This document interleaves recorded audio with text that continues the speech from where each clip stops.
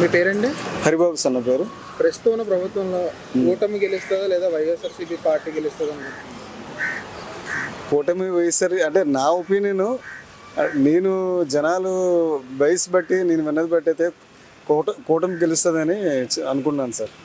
అది అంటే జగన్ గారు అంటున్నారు 151 సీట్లు కొడతాం, ఖచ్చితంగా వస్తే చూడండి అని చెప్పి 4వ తరగతి రిజల్ట్ చూడండి అని ఛాలెంజ్ చేస్తున్నారు. మరి దానిపైన అంటే జగన్ గారు చేసిన అభివృద్ధి బట్టి ఆయన ఒపీనియన్ ఆయన అన్నారు, తప్పేం లేదు.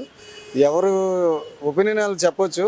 నాకు తెలిసి మాత్రం కూటమి వస్తుందని నేను అనుకున్నాను సార్. అది అంటే ప్రజెంట్ ఉన్న పాలన మొత్తం బాగానే ఉందా వైఎస్ఆర్సీపీ పాలన?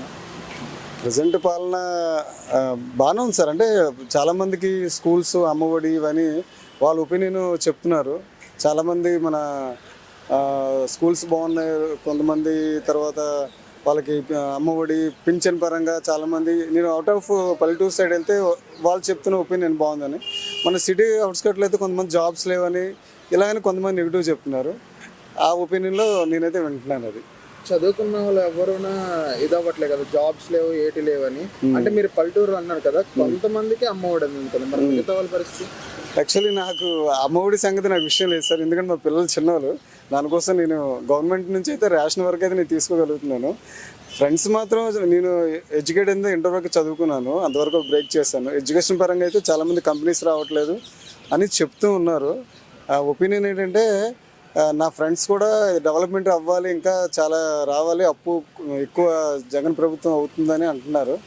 అది నేను చెప్పగలుగుతాను సార్. అంటే ఇప్పుడు మనకి 14,000 కోట్లు అప్పు ఉంది కదా, అది చంద్రబాబు నాయుడు గారు వస్తే వెంటనే తీర్చగలరా?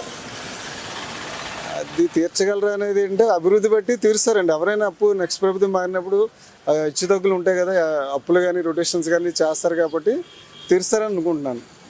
అంటే వచ్చిన 5 yearsలో ఒకేసారి తీర్చలేరు కదా? లేదు సార్, అప్పు అనేది ఎవరు ఒకసారి తీర్చలేదు. కొద్దిగా నెక్స్ట్ ప్రభుత్వం వచ్చేటప్పుడు సగం అప్పు ఉంటుంది. అది కంటిన్యూటీ, ఎవరు కూడా జీరో లేకుండా ఏది ఉండదు కాబట్టి 1 by 1 ప్రభుత్వాలు మారే కొద్ది అప్పు రొటేషన్ 2 పక్కాగా ఉంటాయి కాబట్టి అది వాళ్ళ పద్ధతి బట్టి ఉంటుందండి. ఒకవేళ ఇప్పుడు కూటమి గెలిచింది అనుకోండి, పవన్ కళ్యాణ్కి ఏటి ఇస్తారనుకుంటున్నారు, ఏ పోస్ట్?